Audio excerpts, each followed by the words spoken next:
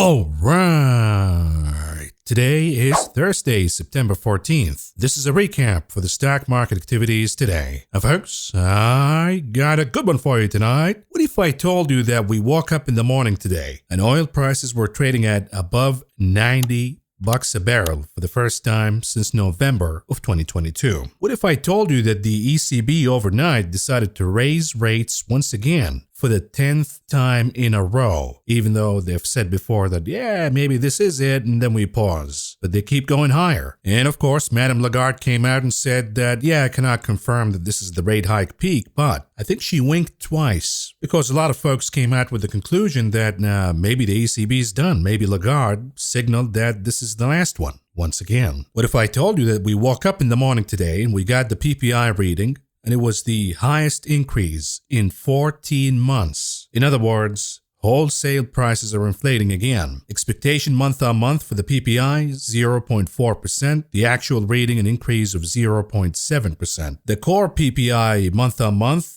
in line with an increase of 0.2%. PPI year on year. Expectations up 1.3%. In reality, up 1.6%. Core CPI year on year, in line, up 2.2%. Obviously, a hotter than expected reading here, indicating that inflation is moving higher. What if I told you that after that we got retail sales, and retail sales beating expectations by a mile? Expectations 0.1%. In reality, retail sales up 0.6%. month on month. But there is a catch here. The majority of the increase came from gasoline stations because consumers are now spending more at the gas station. Gee, I wonder why. How about oil prices, gasoline prices are moving higher. So in reality, retail sales are actually down. But because of the increase in gasoline prices, we see retail sales moving higher based on spending on gas. And oh, by the way, we got some revisions here. Prior months in retail sales revised down. So when they talk about the resilient consumer, well, maybe the data is fake because they revised all of that down. In other words, we have PPI inflation beating expectations. We have retail sales beating expectations based on inflation. But in reality, we have stagflation. We have the inflation part, gasoline stations. Then we have the stag part, the reality of the consumer. They're actually spending less. Retail sales actually down, been revised down. Yet another confirmation that we are indeed in stagflation in this economy. And what if I told you that the reaction to all of that by the dollar index, as you can see here in the hourly chart, was a massive pop higher? What if I told you that the reaction by the bond market, as we see here in the hourly chart of the US 30-year bond, was a big pop higher back to the highs? And what if I told you that after all of this, oil prices higher above $90 a barrel for the first time since November 2022. ECB raising rates. PPI beating expectations to the upside. Retail sales hotter, led by spending on gasoline. The dollar and bond yields moved higher based on more tightening expectations. What if I told you that after all of this, the stock market actually went higher? Would you believe that? Of course not. But in reality, this is what took place. We're looking at the daily chart of the SPY, the S&P 500. We have a big pop higher, gap higher, closing above the gap down formation and closing almost at the highs of the day. Is this bullish or bearish? The answer is, it is bullish. It is a confirmation of a higher low in the pattern. You're supposed to be buying equities right now based on this signal right here. What if I told you that the Nasdaq, the Qs, highly sensitive to the dollar and the rise in bond yields, actually popped higher above a triangular consolidation pattern, giving us a confirmation, a bullish confirmation that we should be buying equities right now. We're going back to the highs. But if I told you that the IWM actually popped higher and closed above the 20 moving average by 5 cents, which is bullish, not bearish, it's a sign you should be buying the Russell 2000 right now. Bizarre reaction, sure, but the charts right now say buy. You gotta load up right now. We're going back to the highs, baby. But here's my guess. You're not buying it here. You're gonna dismiss this one again. Why? Well, for one thing, we know when the dollar and bond yields go higher, equities should go down. So maybe folks are dismissing the bullish formation in the charts today because of, well, the dollar and bond yields did not give us a confirmation. It could be a trap here. Other folks would say that perhaps the break in inverse correlation between bond yields, the dollar, and the stock market is an exception today, and it's due to the AI mania. Today we got the ARM IPO, and it popped significantly higher, up about 25%. So that shows that there is an appetite here to buy these IPOs, regardless of the valuation and regardless of other important things that we're going to talk about in a second. But I noticed something important here. If you look at NVIDIA, for example, the 1 minute chart, NVIDIA in green, and then you have ARM in orange. You can't really establish a pattern based on the 1 minute chart, but NVIDIA was the laggard today, along with AMD. You can see when ARM pops, you start to see NVIDIA moving down, and vice versa. In other words, what does that mean? If this IPO continues to go crazy, then we're going to see a lot of investors who are holding NVIDIA and AMD and other names right now, dumping these names to chase ARM. And maybe we saw a little bit of that in today's session. We'll see what happens tomorrow. But I know a lot of you are shorting NVIDIA via put options or borrowing shares or whatever. Some holding inverse indices. But contrary to the conventional thinking that, oh, if ARM bombs, NVIDIA bombs, it might be the other way around.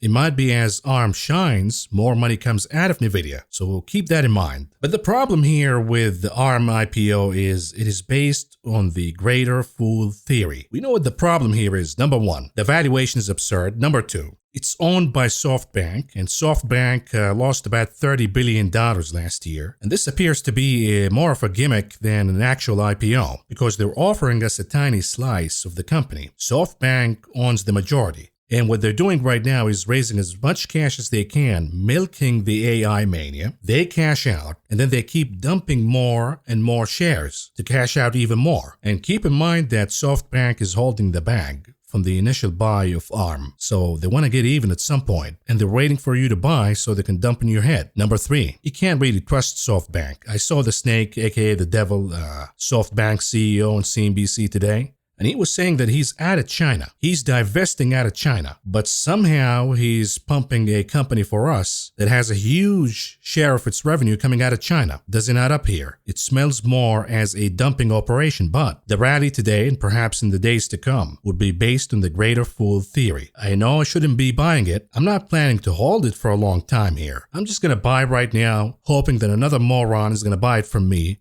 for a higher price. That's what it's all about. But folks, we go back to the initial conversation. The charts are telling you to buy now. We have a bullish breakout. No doubt about it here. Why aren't you buying? Well, you're going to say it's the dollar and bond yields. They went higher today, so I'm not going to trust the stock market. And the reason behind the divergence that we got today is perhaps due to the ARM IPO. Another reason folks are not really buying the bullish breakout and chasing right now is perhaps due to the seasonality.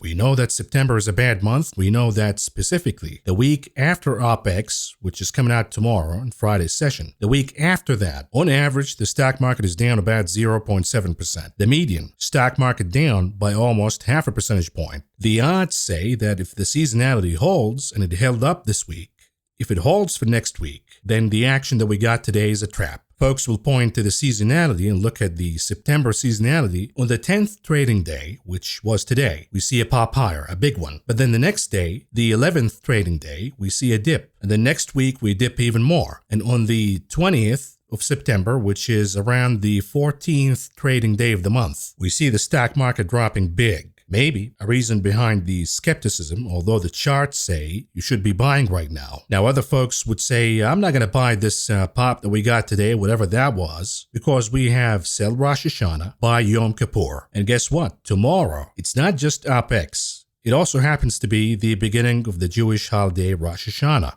So I'm not going to be the fool who's going to buy right now and then we drop tomorrow. And some of you said, hey, Maverick, what do you think about this sell Rosh Hashanah, buy Yom Kippur? And I say I'll get back to you after I talk with my rabbi. But until then, what is my theory? Because I'm not buying the stuff that we got today. What is my theory? I would say it's funny games by the market maker. If you look at the put options with the expiration date of today, in the Qs, for example, look at what happened today. Look at the open interest. Is it really a coincidence that the Qs traded above the exact point where the majority of put options with the highest number of open interest get to expire worthless? Is that a coincidence? I don't think it is. I think it was intentional by the market maker. And you can see that the algos, when we saw the Dixie popping higher, when we saw pops, the algos were actually selling. And you can see big red candles on the Qs and the 1-minute chart and the SPY, but immediately they're followed by a big pop, a big green candle, a reaction. That's the market maker. You look at the SPY, the puts. Is it really a coincidence that the market maker traded the SPY above the exact point where the majority of put options contracts with the highest open interest got to expire worthless? I don't think that's a coincidence at all. And you can see that the open interest, the change, was actually huge, meaning in yesterday's session, a lot of folks bought put options, and the market maker decided to give them a pie in the face today. The question now becomes, why did the market maker decide to punish put options holders, but not call options holders? Because he, she, it, they could have just punished call options holders. Now, my interpretation of all of this is the market maker doesn't want to buy next week. Why? Because I think they're following the seasonality. So had the market dropped big today, and maybe tomorrow, a lot of put options contracts would have expired in the money. That would obligate the market maker to buy them next week. And they know that the seasonality is not good. We can see dumping and profit taking by the institutionals. In that case, it would not make sense for the market maker to buy. But that also means that all of these call options that got bought today, well, what happens if they expire in the money? Well, the market maker has to buy at the closing price and then deliver all of these shares to those call options holders whose contracts expired in the money at a loss. But what if I told you that the market maker is hedged against this outcome? Because once they sell you these call options, they buy the underlying shares as a hedge. So they already own these shares, and now they're sitting at a profit. What if they want to book that profit and drop the market down, but there is an obstacle with high open interest on the puts out of the money, which would ruin the plan for the market maker? Well, what do you do in this case if you happen to be the dealer, aka the market maker? Well, you're going to create a rally on Wednesday, maybe Thursday, to shake off the majority of these put options holders who would get rewarded if you dump and spoil your party. And once they're shaken out, what do? You dump the stock market, you sell your shares, and you punish call options holders this time around. This is an important scenario. It's a possibility. It's not written in stone. The market maker is not sending us notes. Hey, this is what I'm doing today. Here's what I'm going to do tomorrow. The market maker is going to leave it up for interpretations. And this is mine. I think the market maker is planning for a dump, but there was an obstacle. A lot of put options with the expiration date of Thursday, Wednesday that are becoming in the money, which will obligate the market maker to buy, not to sell. And the last thing the market maker wants to do is to buy on Thursday because all of these puts expire in the money, and then comes Friday and they dump at a loss. Instead, how about we take care of those Wednesday and Thursday put options that are going to expire in the money by creating a fake rally. Once the market maker is done with them, they flush the market down on Friday. Again, just my 2 cents. Maybe they're going to flush it down tomorrow as planned, or what if they let call options holders win tomorrow? What is the consequence for the market maker? Well, they get to sell their shares at a profit because they're already hedged.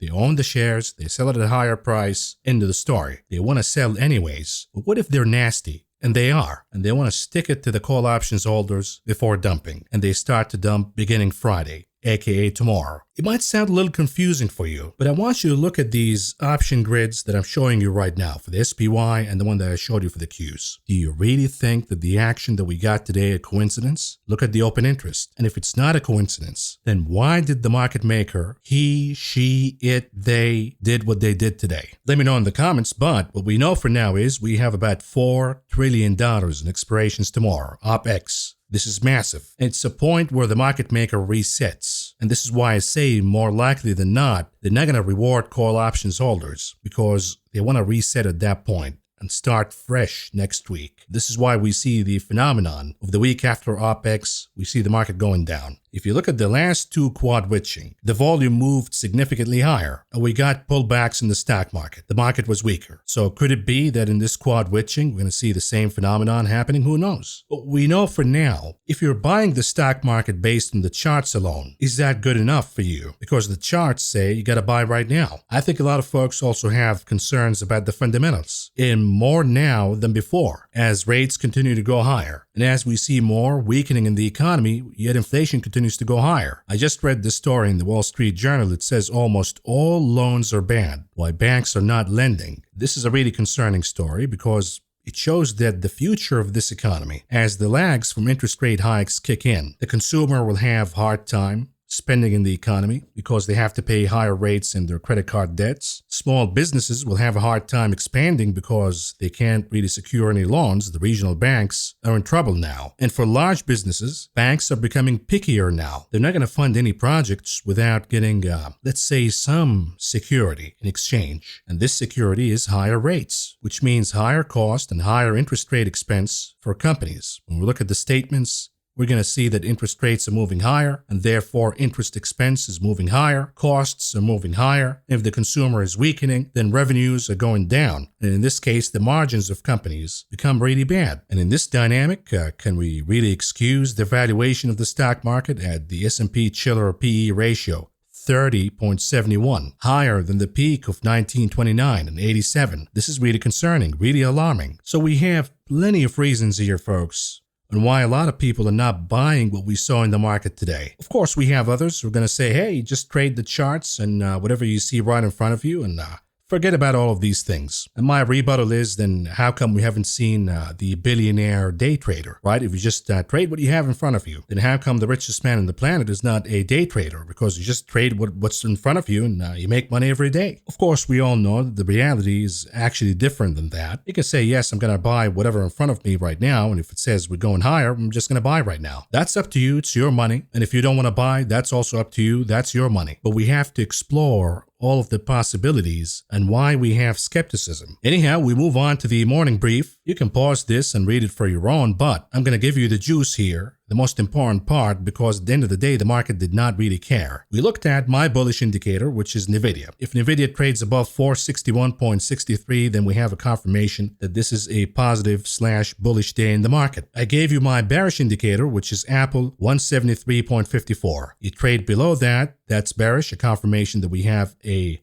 negative day in equities. Even if we're trading higher, it means that we have a gap and crap. So if NVIDIA trades above 461.63, that would be my bullish indicator that I should assume the market will move higher. If Apple breaks 173.54, then I should assume that the indices will go down regardless of how they open. Then of course we look at the actual indicators, the Dixie. If the chart is trading above 105.103, then that is bearish for the stock market. If the 10-year yield is trading above 4.241 basis points, then that is bearish for the equities market. I also gave you my target, the resistance target for the Qs, 376. If we're trading above, that's bullish, not bearish. What do we got today? Well, NVIDIA never traded above 461.63. Apple never really broke 173.54. And you could say, hey, Maverick, but since Apple did not really break below 173.54, then shouldn't we assume that that's bullish? Well, the counter to that is, how about NVIDIA? NVIDIA never really broke above 461.63. It traded below. So does that mean that the stock market is bearish? This is why you have to just use them as a bullish indicator, bearish indicator. And why are we using these numbers and these names?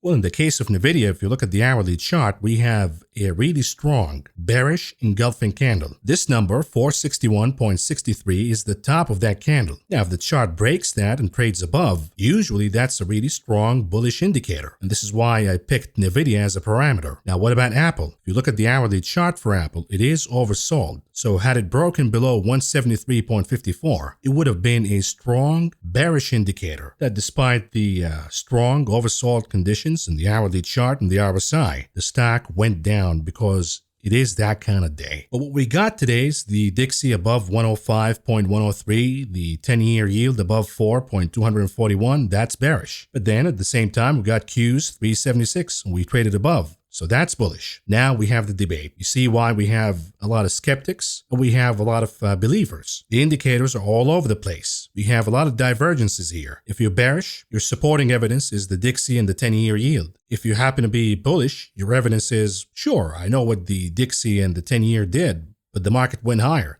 and it closed above the important line. Hence, the debate goes on. But the good news is the resolution is really near, and it could be as near as tomorrow's session. So buckle up, folks, and I'm going to be more active in tomorrow's session on Discord. I'm going to do a live stream for the Top Guns, so stay tuned and join us. It could be an important day. But for now, we're moving on to the market activities, and we begin with the closing of the indices today, and here we go.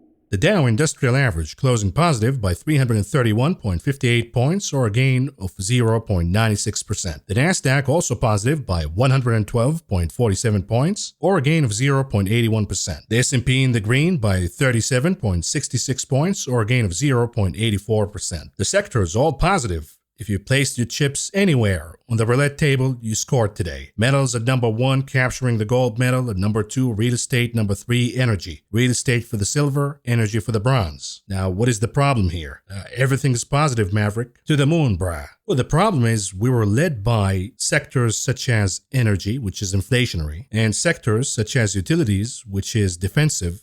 And then you got metals, no confirmation by the dollar, real estate, no confirmation by bond yields. Yet the risk-on sectors such as technology and financials, communication services, they did not lead the day today, so it was not really risk-on. If you open the hood, we have signs of a defensive formation here. When we look at the breadth, what do we see here? NYSE 84% advancing versus 51%, that doesn't make sense at all. 15% declining. Nasdaq 65% advancing versus 31% declining. So, when you look at the NYSE, 84% of the breadth advancing. You're gonna get a pullback. I don't think the market maker wants to close the week with NYSE with 84% of the breadth advancing. So once again, the risk here is for a pullback tomorrow, and it could be a sharp one. It could be almost a reversal. Anyhow, moving on to commodities, the dollar was up for the session, but we see energy commodities moving higher. And we see massive gains for crude oil, be it the WTI or Brent, gains of about 2.5% apiece. Gasoline RBOB gains of a little over a quarter percentage point. Heating oil up again, about 1.25%. Natural gas up about 1%. Now, we have witnessed the theme that energy commodities don't really care about the dollar anymore, at least for now. What do they care about? Bond yields moving higher. And bond yields went a tick higher today. But it seems that energy commodities have a mind of their own right now. A, they trade based on the supply. B, they're also trading based on the Fed weakness. If the Fed is going to be a coward and they're not going to raise interest rates, even though the PPI came out hotter,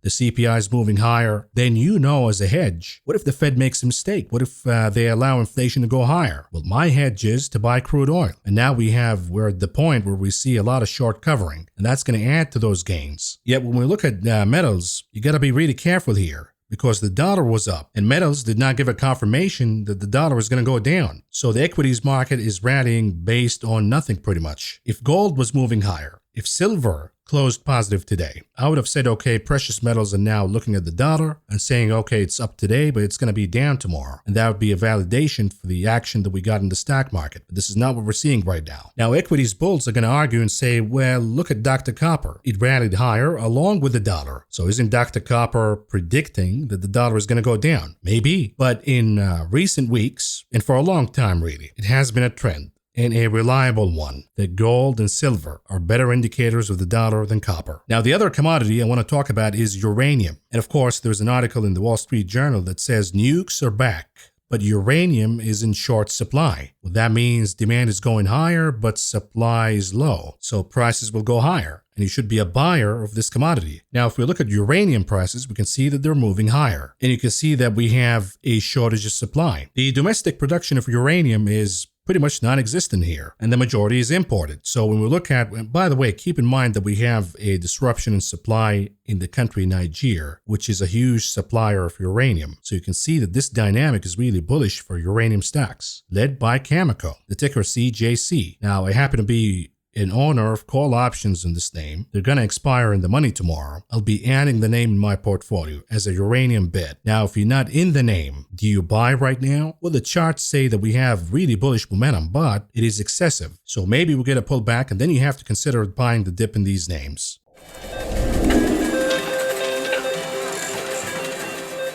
Moving on to the big casino, the options market, what do we see here? The volume, believe it or not, was actually down across the board. What is it a sign of? It's a sign that retail investors and traders were not really behind the move today. They were not the one buying here. And once again, this supports my theory that the market maker did the majority of the buying today. To do what? To throw us off.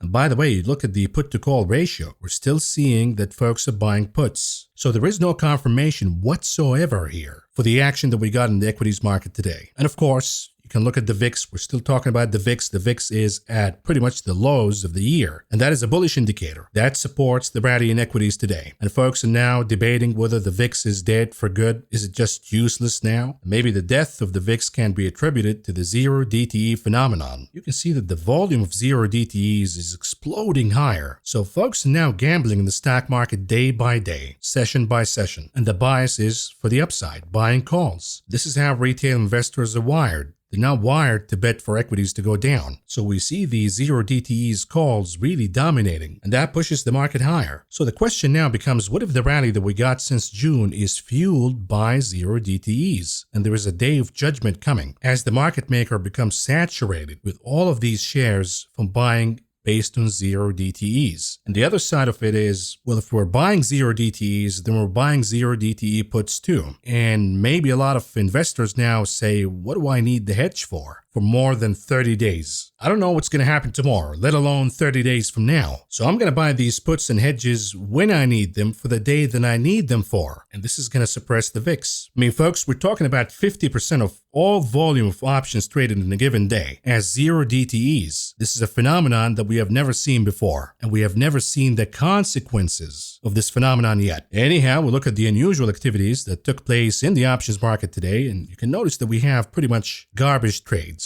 Lotto tickets all over the place. There are no serious bets today. And to me, at least, this doesn't confirm the action that we got today in the market. So you see them chasing zero DTEs in Carvana, in any name that pops higher. You see them chasing call options, really cheap lotto tickets. There's no seriousness right now, at least today. Once again, it throws a lot of doubt in the action that we got. But amidst the chaos, we see hedges once in a while. We see a butterfly spread in the SPY. In this case, we see a actual spread, a debit spread, but it's 2-to-1 in terms of volume. They bought the 385 puts, they sold the 370. Expectations, SPY goes down by more than 14.5%, but now more than 18% by the expiration date, which is October 27. And they paid about 35 cents a piece for the 385 puts, and they received about 25 cents a piece in credit from the 370 puts that they sold. All in all, the entry cost for this trade is about 10 cents a piece. You might want to consider these kind of trades. We know, historically speaking, when the market rallies in defiance of the dollar, in defiance of bond yields, usually it's followed by a big massive reaction to the downside. We've seen that back in 87. We've seen that back in 2018. What if it is happening right now, today, and we have a sharp reaction coming? Well, this is a really good trade. It gives you cover if there is a crash, a double digits crash, for 42 days. It only costs you 10 cents a piece. You might want to consider it. But we have to move on to the heat map for the day. What do we see here? Green across the board, so we can argue that this is algorithmic buying, but I would differ that we have seen the algos at least attempting to follow the inverse correlation with the dollar and bond yields. But they were countered by a bigger force, and this force is the market maker. And they were buying ETFs. They were buying the SPY, they were buying the Qs, they were buying the IWM. And this is why we see an indiscriminate rally across the board, with few exceptions. Eli Lilly in healthcare down, could be some profit taking. We see Netflix weak. I would argue that the comments by the CEO maybe triggered some profit taking today. We have Visa down about 2.5%, but this is based on the news that the company might issue Class B shares, and the result would be diluting the shares of the company. And then we have some weakness here in names such as NVIDIA, AMD, some of the AI names. I would argue that a lot of this is profit-taking and chasing ARM IPO. But all in all, we look at the map right now. It supports my theory that the market maker was behind the buying today. We'll see what happens tomorrow. But here's the daily heat map for the ETFs. Once again, rally, inclusive rally across the board. And this time around, it's led by small caps, mid caps, value. We saw large cap growth moving higher, but lagging. So again, this is more of an inclusive rally, and it's more bullish than rallies led by large cap growth. And we see the IWM lagging. So if we want to talk about deception, you have Chinese equities up, you have real estate up, you have retail, the XRT up, you have metals up, you have regional banks, KRE up. What's not to like here? The charts for the indices say buy, and the spread that we see here in buying small caps when we have a rally led by small caps also suggests that this is more than just a pop or a rebound. But again, we go back to the conversation. Why it looks good, but it's not convincing yet. Let's do some charts and then wrap it up. We begin with the 30 minutes chart for the SPY, the S&P 500. What do we see here? We got a gap higher above 448. We know that this is a really important number. We went down in a retest. We got a rebound, and the chart moved higher all the way till the end of the day. It gave it a shot of 451, could not make it, but it closed above 450.16. It captured about 3 support lines that I have in the chart here. So again, is this bullish or bearish? The answer is it is bullish. It is forming a bull flag pattern to gather the energy to crack above 451. The RSI is a little overbought, but if it wants to go crazy, it can go crazy. Once again, what's not to like here? The chart says you gotta close your puts, you gotta close your hedges, and go ahead and buy. But for reasons that we discussed throughout the video, folks, remain skeptical, and there are healthy reasons why you should be. Then you look at the daily chart for the E-mini futures. What do we see here? We got a bull flag pattern that is playing out right now. We have a closing above 4,549.5, and that is bullish, not bearish. We have an RSI indicator that is now in positive divergence. We have a MACD indicator that is showing us bullish momentum, which is accelerating. All of these signs are bullish, not bearish. We look at the SPX, the cash index. What do we have here? We still have a lower high, but we closed above 4,500. Is that bullish or bearish? The answer is it is bullish. The RSI is firming up right now. The MACD indicator is also firming up. Is that bullish or bearish? It is bullish. We clean up the chart. We plug in the Bollinger Bands and the moving averages. What do we see here? We're above the 20 moving average. We're above the 50. Is that bullish or bearish? It is bullish. We look at the Qs, the NASDAQ 30 minutes chart. What do we see here? We gapped higher. We failed at 376. The chart went down, retested 372.82, caught a rebound, made it above 376, closed at the highs of the day, almost at the gap, forming a bull flag pattern. Is that bullish or bearish? The answer is clear. It is bullish. You look at the daily chart for the NASDAQ futures. What do we see here? Maybe bullish consolidation breaking out. The chart right now is trading away from 15,500 in the northern direction, not the southern. Is that bullish or bearish? The answer is it is bullish. RSI positive, MACD positive. No sign that this market is going to go down. Plenty of signs that it will go higher. We'll look at the NDX daily chart. Above the 20 moving average, above the 50. Is that bullish or bearish? It is bullish. But then we have the leading indicator, which is chips, the SMH. Now the chart retested the 20 moving average and it closed below. Is that bullish or bearish? The answer is it is bearish. But is it over? Do we have a big rejection candle? The answer is no. So for now, we'll give chips, the SMH, the benefit of the doubt. Then maybe it needs a day or two to catch up with the Qs. We'll look at the daily chart for the IWM, the Russell 2000. What do we see here? We have a closing barely above the 20 moving average and above 185. Is that bullish or bearish? The answer is it is bullish. The buying was on higher volume. The RSI and the MACD indicators are now firming up. Is that bullish or bearish? The answer is it is bullish. And then we have the KRE daily chart. We gave it a test at the 20 moving average. We don't have a closing above. Now, is that bullish? The answer is not really. Is that bearish? The answer is it still is, because we're trading below the 20 moving average, but we're really close. What if this chart needs a day or two to catch up with the IWM? The Dixie, a daily chart. What do we see here? We have a massive pop higher. We have momentum indicators, the RSI and the MACD, firming up. Is that bullish or bearish? The answer is it is bullish for the dollar, but it is bearish for equities. So again, if you're keeping score right now, you'd say, okay, all of the charts that we reviewed so far happen to be bullish. The exceptions, SMH and KRE, but they're so close to flipping to bullish. In a day or two, maybe they're going to flip and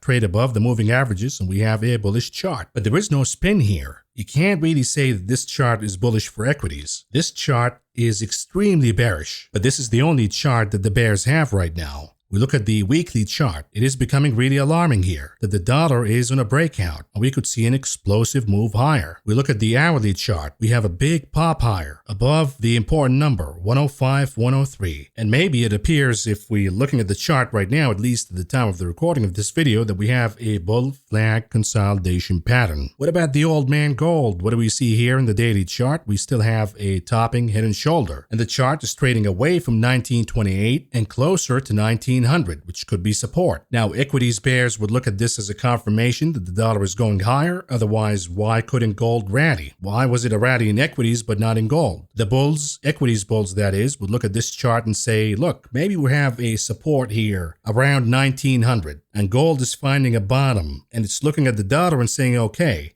maybe the Dixie's close to being done here, and I'm ready to move higher, and maybe equities are not wrong. So we're going to keep the charts of gold and silver in the neutral camp.